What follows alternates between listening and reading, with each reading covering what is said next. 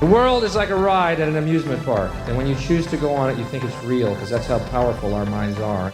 I can tell you from experience, the effect you have on others is the most valuable currency there is. Don't think, feel. It is like a finger pointing away to the moon. Don't concentrate on the finger or you will miss all that heavenly glory. You take the red pill, you stay in Wonderland, and I show you how deep the rabbit hole goes.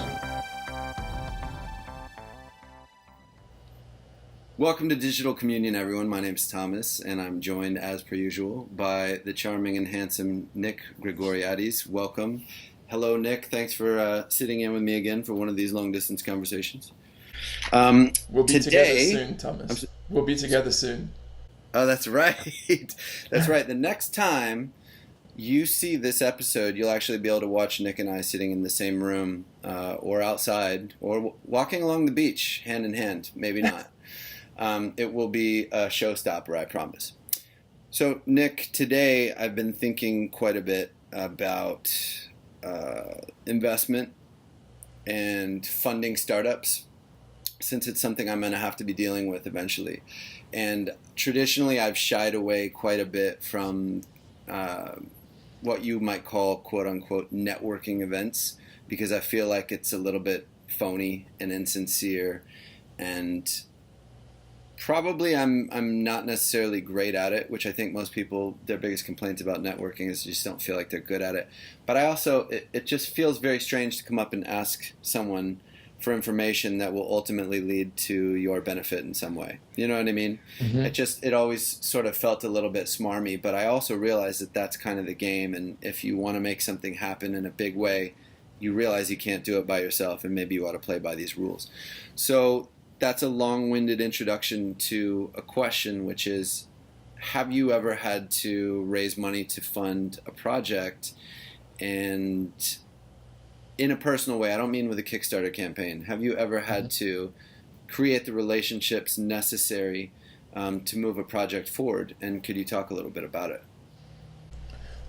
Yeah, once actually. Once I had a specific idea in mind for a specific business, which ultimately ended up failing. But I did get the money I needed from a friend who invested in me, and the reason I think he did is it was probably a mistake on his part. I was in no place at that time in my life to be starting a business, and fortunately it wasn't a huge amount of money.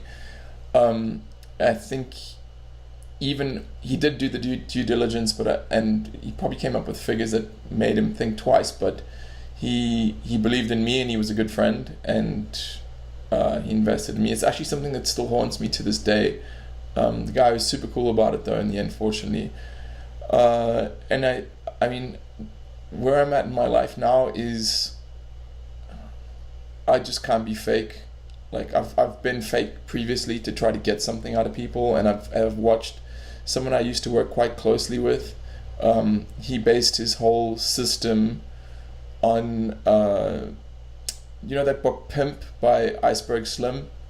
I've never read it. There's a book called Pimp by Iceberg Slim, which follows the exploits of a pimp in the 1940s or 50s, if I'm not mistaken. It's an autobiography, and his name, Iceberg Slim, comes from a nickname he was given in that he was always icy, he was always cool, and that's where guys like Ice-T and Ice Cube get their names from as well. It's because they were staying icy, or they wanted to stay icy. And in this book, the guy's exploits, the way he treats people, whether they be competing pimps or the woman that he has under his control, it's all about basically psychologically mind fucking them and playing like a social dynamics game, right? And man, what I've realized is if you play that game, you attract people who play that game, and you enter into a world of those games. And I think that I really would like to live my life, and I'm endeavoring to live my life on a level. This is something I've learned more from my girlfriend than anyone else. It's done on a level of feeling of the sense that you get from someone when you're around them, and you can just immediately, like, someone might say all the right things, but you can just sense that something's not right. And they might even give you a portfolio with their prospectus for their business, and it's got like amazing figures, but you could just tell, you know, something's not right, or like, I just got a gut instinct, don't invest in this person. So personally, I think you're the kind of guy that if you just put yourself in regular social situations and be a cool, real, honest person, and people get to know you, sooner or later, the right person will ask, so what are you up to? And you can tell them what you're up to, you can tell them your plan. And because they like you and they've enjoyed interacting with you and they've sensed a realness about you, they will want to go out of the way to introduce you to someone who might be able to help you without you having to put on any airs or pretenses or calculate or connive or do any of that bullshit. Does that make sense? Yeah, and it's comforting, because I got to tell you, I went to an event that wasn't necessarily that recently, but I kind of feel like it turned into that. There was a lot of posturing, a lot of dick swinging, and I was like, man, I don't want to be here at all. Like, this isn't how I even want to tell people about my ideas. And as a result, I was beating myself up because I just didn't feel like I did a good job of articulating who I am and what I'm about. And I left there like, oh man, I blew this massive opportunity to make a good impression. And I couldn't get out of that mental loop. And so I wanted to talk to you about, you know, networking in general. And is that something that you still, do you even actively do that? Will you go to an event in order to meet like-minded people, or is it all through personal acquaintances at this point? Oh man, I have so much that came to mind while you were discussing that. The answer is I don't go to networking events because jiu-jitsu is a constant, ongoing, pan-continental networking process. Just the other day, I had a guy who is a chief technology officer at IBM message me out of the blue and say he wants to help me with a project, right? Literally, out of the blue. Wow. Right, and this is all because I just interacted with him once. He asked me a question about something related to jiu-jitsu. I didn't know who the guy was, and I just answered his question. You know, didn't want anything out of him, didn't know who he was. And this is the kind of thing that I'm hoping will happen for you when you start to launch your next project, right? Right. And I'm sure it will. It's been my experience that the people at the highest level of the game are doing everything via feeling and nothing via trickery or mental drudgery. And it ties into the conversation we had last week, and it just gave me some illumination on that right now. I really do believe, even though it hasn't always been possible for me, but I believe that when you sit down to do anything, whether it's sit down to make a website or write an article or find an investor for a project or whatever it may be, the energy that you approach, or the vibration that you are working at when you start that project or endeavor will ripple out through everything. So you've seen it, like you sit down when you're angry and frustrated and you've had a shitty day and you try to write an article for your blog. Forget it. Fucking crap comes out, right? Yeah, it's just shit. Now, if you go to a networking event with the idea of like, I've got to find the richest, most connected dude who can get me this, you're going to attract a guy or woman who's like, I want to find someone with the best possible ideas so I can use that idea and make myself even richer, right? Right. Whereas if you had to, if you put the intention out, like, I've got this amazing idea, I'm fucking pumped up about it, I feel it's like, you know, resonating right here, you know, the energy's sitting here, it's good, and I want to bring this out into the world, and fucking let's make this happen. Man, you will find that the right people will find you, the right circumstances will transpire to help you. And the funny thing is, I'm saying all this now, and I'm the person who needs to hear this more than anyone. My plan is going according to plan. Nice one, Thomas. As per our discussion last week, it's like I can't remember the last time I sat down at my computer to do my work from that high vibrational position. It's always been from fuck, I don't want to do this, I'm so bored of this, I can't take this anymore. Do you know what I mean? And I have to change that polarity. And I think it's doing one of two or a combination of both of these things, which is either changing what I'm doing, like changing the project entirely, or changing my perspectives about the project. Because for example, one of my projects is a specific medical website, right? I'm not interested in medicine. I'm not interested at all in it. I'm interested in health, but medicine is not a field that I pay much attention to. And so, I find it very drudgerous to enter in all these complex medical questions and formulas and things into this one website. And instead of me thinking all the time, I'm not interested in medicine, this isn't my highest calling, this isn't the thing that I should probably be thinking, wow, this is high quality content that is going to make people better doctors, which is ultimately going to relieve suffering in the world. And I'm a part of that, Yeah, that's a way more positive and productive way to think about your process. But it's not always as easy as that, as you and I both know. Well, it's never easy. But taking it back, so are you still friends with the original guy that invested in you? Oh yeah. I mean, I even offered to pay him the money back when I got it back in the end, and he actually said, "Don't worry about it." I literally saved up the money, and I was like, "Hey, but I've got that money that you invested in me," and he was like, "No, don't worry about it," which blew my mind. I mean, like, and he said something to me as well, which I never forgot. He said, for most of the richest guys he knows in his circle, money is the least important thing when it comes to a project. It's more about what excites them about doing it, and I can understand that, man. Imagine if you're worth $400 million, like, and you have you don't give a fuck about an extra 10. Can you just hold on for a second? Okay, that was great. Go on. Oh, I got something even better. But think about this: you're worth $400 million or $500 million, and someone comes to you with a project that could make you an extra $20 million or $50 million or $100 million, but it looks boring as fuck, right? It's dry as fuck. It's something to do with, I don't know, maybe you even have a conscience, and his project is about drilling in the Amazon basin for oil, right? And you just feel like, fuck, I don't want to be a part of this, right? But then another person comes to you with a potential to make $500,000, but it's something that's gonna, I don't know, revolutionize a particular industry that you're interested in. I mean, which one are you gonna choose, or which one are you gonna devote your energy to, right? Now, here's the thing.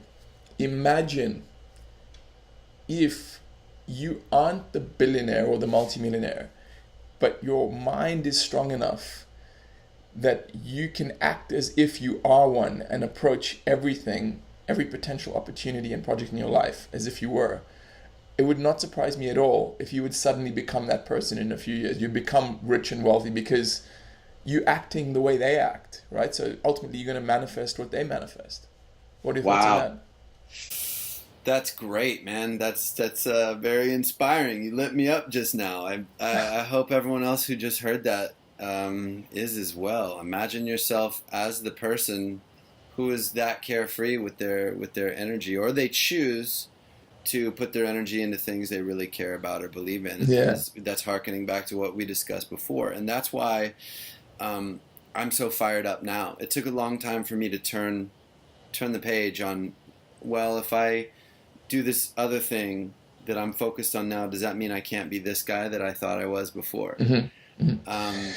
And it's not really tied one way or the other. I just want to be the best version of myself, and I'm kind of interested in doing whatever takes me there, less than, oh, I'm doing this one thing that feeds my ego, or I'm doing this other thing that feeds the children. I just want to have the most impact in the best way that I can. Good for you, man, and I know you will. It's because you're creating from the right place, and what'll happen is the ripples will reflect that. I really, really do believe that. I've seen it so many times in my own life and in others' experiences. A good friend of mine, we had a chat about something the other day. He said he notices it with technology, like when he's rushed or in a bad mood, or he's just not vibrating at a good level. Strange things will happen. Like he'll go to the bank and he'll put his bank card in, and like there'll be some error, and then like he'll try to start his computer and like log into something, and something will go wrong, or his motorbike won't work, or like weird little things will happen, and then he'll meditate and let go of whatever's bothering him, and he'll try his bank card in the same machine, and all of a sudden it'll work, or all of a sudden the motorbike will start. And sure, it could just be coincidence or confirmation bias, but I think there's something to it. And I've noticed it myself in social interactions.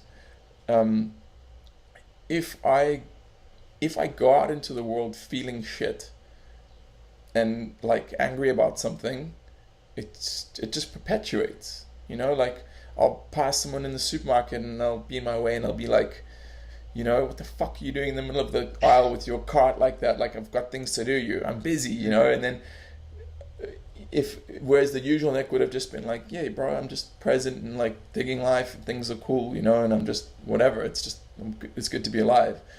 And that is the challenge of everyone's life, in my opinion. Have you found less or more friction socially as you've aged or as you become more successful? Do you think it's easier to navigate a room now that you've reached a certain level of respect and being known, or has it become more like, oh God, get me out of here? Can you talk a little bit about that? Are you comfortable socially? Yeah. I'm a social guy. No, really, I am. But I have a very low tolerance, as you do, for bullshit and schmoozing, because at the end of the day, we're all people.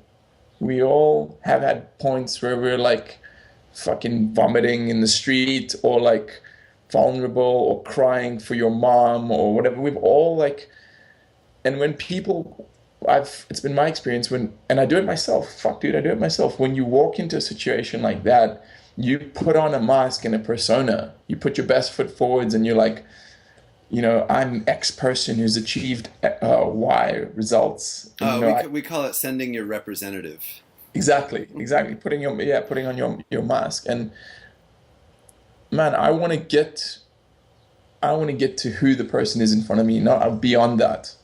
I want to like, when you're with your best buddy, like the person you've known since you're a little kid, and you guys are fucking laughing about something, right? Like you have some laugh about some childhood memory or whatever, right? And like, imagine if he pulled out a business proposal after you guys just had a big laugh, and he was like, dude, I really need your help with this. Can you help me out? That guy, and how much more likely would you be if the numbers are good to invest in him than some dude who's like, and my company has had the best PE ratio out of any other small business startup in the last 5 years, and I was on the rowing team at Yale, and fuck, blah blah blah. I mean, it's just like, what the fuck, bro? Yeah. you know what I'm talking about, right? Yeah, of course. So I guess that's currently where I'm at. Is I just have such a low tolerance. My girlfriend and I were at an event a while back in LA, of all places. The nicest place in the world. You better not say anything other than that. It is, but it is also the epicenter of schmoozing and bullshit. Agreed. We were at this event, and I saw this guy and this woman walk in, and my girlfriend and I were standing around. No one really knew each other. It was a bit awkward, and I just like saw this guy walk in with his girlfriend. He wasn't a particularly attractive or powerful looking man, and his wife was pretty plain looking, if I'm honest, as well. And we were standing next to him, and I just struck up a conversation. And I could see he was like, he in some way kind of thought I was beneath him. And my girlfriend got the sense as well. She was like, and I think he thought I wanted something from him. Wow. Right? Now, little does he know, I subsequently found out, I asked the person who was hosting the party afterwards, I was like, what's up with that guy? Like, why is he so whatever? And he was like, oh, he's really high up at this music label, right? So I was like, okay, whatever. And it turns out I know someone who's like 3 rungs higher on the ladder at that particular music label. Wow. Right? Who could literally have that dude fired if he wanted to. And I mean, I could have helped that dude out. I could have said to him, "Oh yeah, you work at this music label. I know John Smith. I'll tell him I met you." And you know what I mean. I could have helped that dude out. I would have made, because John Smith respects me, and I know I could have put in a good word. But because he was there in that mode, do you know what I mean? It's like no one got anything out of that interaction. Well, what's so interesting is that I learned from your world that exact same thing when I trained at Tiger Muay Thai in Phuket. With Magical Ray Elby, actually. Shout out to Magical Ray. I learned there at that particular camp. You know, even though I had done Kung Fu for a year and a half before that, it's not really the same as getting beat up with Muay Thai and grappling. And what I learned is that anybody could know way more and be way better than you. And you never go in with that judgment where you're like, you're beneath me or whatever, because you might just get your ass kicked. In fact, I thought you said, that guy, little does that guy know how close he was to getting the beating of a lifetime. So I used to, man, it was very sad, but when I was in my early 20s, the only way I measured a man was by how well they could fight. That was it. Wow. Like literally, that was the measure of a man. Like, how good are you at fighting? That was when I was obsessed about jiu-jitsu, right? And man, it's infantile. It's infantile to measure anyone by one specific metric. You know, when I realized it is, you know, there's people out there who are working with the dying in hospices, right? Who are not very good looking, dirt poor, suck at jiu-jitsu or anything else I might think is cool, right? But by on many people's in many people's estimation, they are better human beings than I.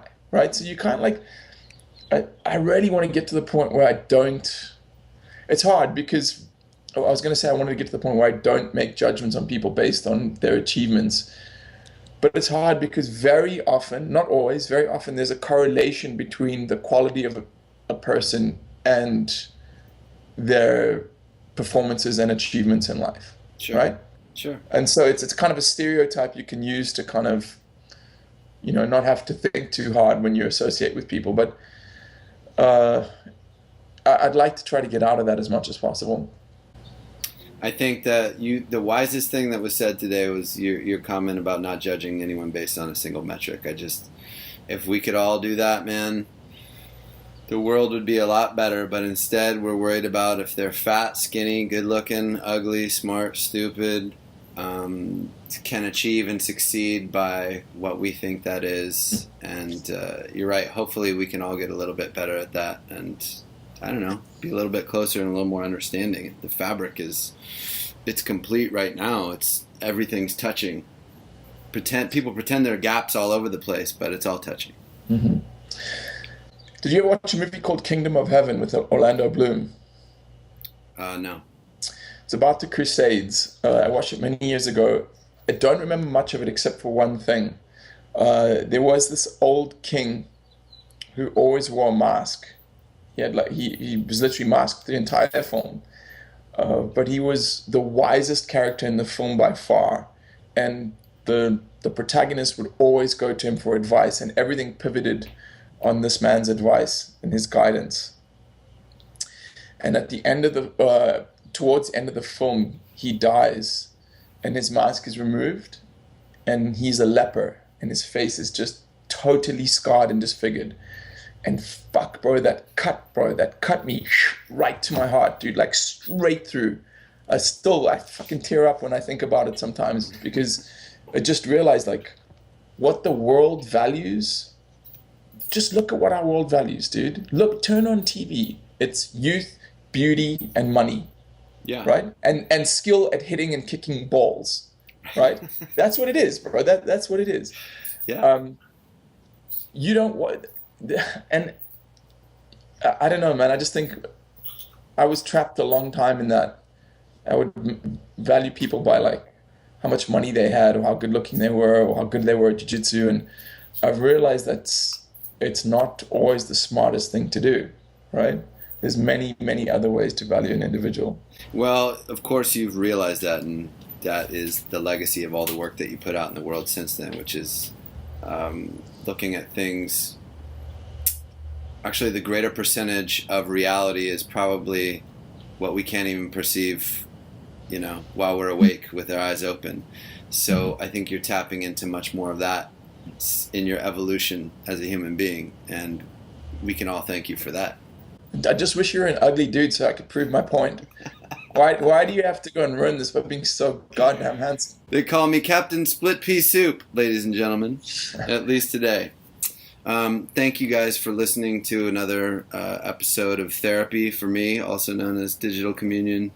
We'd really appreciate a rating on iTunes. And how do you deal with networking? I would love to hear how other people, perceive that subject. Do you think it's easy? Do you think it's hard? Do you think it's a sham? Is it gross? Is it cool? Please put a comment down below this episode. And until the next time, Nick, keep the faith and blessings. To you as well, my brother. Peace.